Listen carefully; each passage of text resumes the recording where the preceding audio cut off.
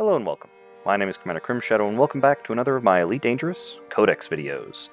In this episode we'll be headed out to see the armadillo of the pod family, the Rhizome Pod.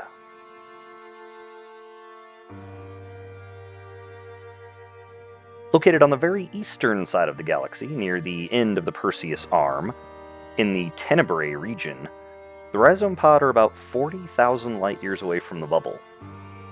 The only real way to get to the Rhizome is to travel up the Perseus Arm, so I wouldn't recommend traveling to these guys from Colonia or anything near the center of the galaxy. The Rhizome Pod is shaped a bit like a bottle, with what appears to be a larger base, slimming down to a knob at the end. Along the way, the rhizome is made up of not-so-overlapping plates. Underneath these plates are brightly colored sections that appear to be made up of geometrically laid-out scales. This, first of the 5 variants, is the Gypseeum, distinguished by its green color.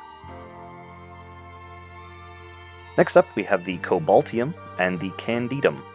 The Cobalteum is a really pretty light blue, and the Candidum is white.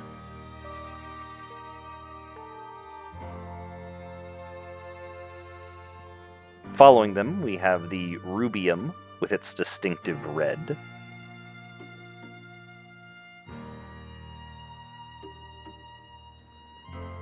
And finally, we have the Purpureum, one of the few large examples of purple on any Codex Biological. I was glad to get the Rubeum ice crystals in the background as well.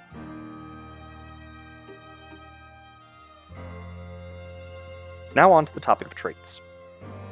All rhizome pods have the same traits, which are retreats if approached and moves towards other seeds, which is what you're seeing here. Interestingly enough, the pods don't ever stop trying to move towards another pod, so you get this interesting rotation effect once they've actually collided. While these Gypseeum have lined up base to base, the pods usually seem to prefer to line up in a polar fashion like we see here with the Purpureum.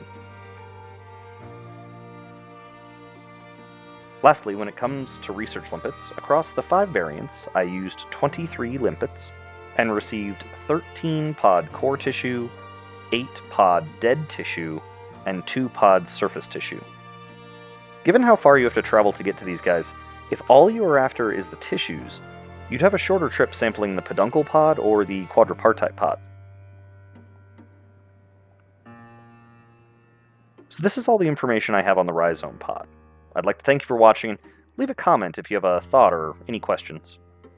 Of course, make sure to click on those like and subscribe buttons if you haven't already, and please turn on notifications to find out when I put out more videos. In the video description, I've included the systems listed in the Codex where the Rhizome can be found. Join me again for another Elite Dangerous Codex video, where I'll be jumping so you don't have to.